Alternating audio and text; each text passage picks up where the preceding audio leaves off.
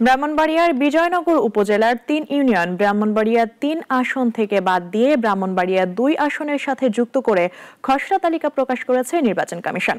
এই খসড়া প্রকাশের পর ফুঁসে উঠেছে ওই এলাকার বাসিন্দারা। ব্রাহ্মণবাড়িয়া থেকে আবুল হাসনাত মোহাম্মদ রাফির পাঠানো তথ্যচিত্রে ডেস্ক রিপোর্ট। বিজয়নগর উপজেলা 10টি ইউনিয়নে ভোটার সংখ্যা 2,07,000-এর বেশি। এতদিন এটি ছিল ব্রাহ্মণবাড়িয়া ৩ আসনের অংশ। তবে সম্প্রতি নির্বাচন কমিশন আসন সীমানা পরিবর্তনের খসড়া তালিকায় হরসপুর, চান্দুরা ও বুধন্তি ইউনিয়নকে ব্রাহ্মণবাড়িয়া ২ আসনের সাথে যুক্ত করেছে। প্রায় ৮১,০০০ ভোটারের এই ৩ ইউনিয়ন আগে ব্রাহ্মণবাড়িয়া ২, ব্রাহ্মণবাড়িয়া ১ এবং আবারও ব্রাহ্মণবাড়িয়া ৩ আসনের সাথে যুক্ত ছিল। ফলে স্থানীয়রা বলছেন বারবার আসন পরিবর্তনের খেলায় তারা উন্নয়ন ও সুযোগ সুবিধা থেকে বঞ্চিত হচ্ছেন। আমরা 10টা ইউনিয়ন একত্রিতভাবে থাকতে চাই।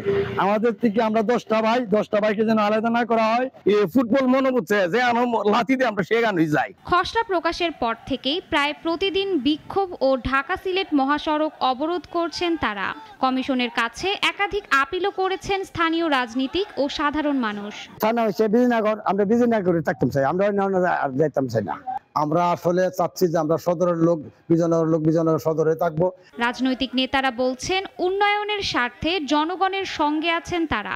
3টি ইউনিয়নের যে জনগণ তারা সাংগঠনিকভাবে আমাদের সাথে সম্পৃক্ত এবং সামাজিকভাবেও আমাদের সাথে সম্পৃক্ত।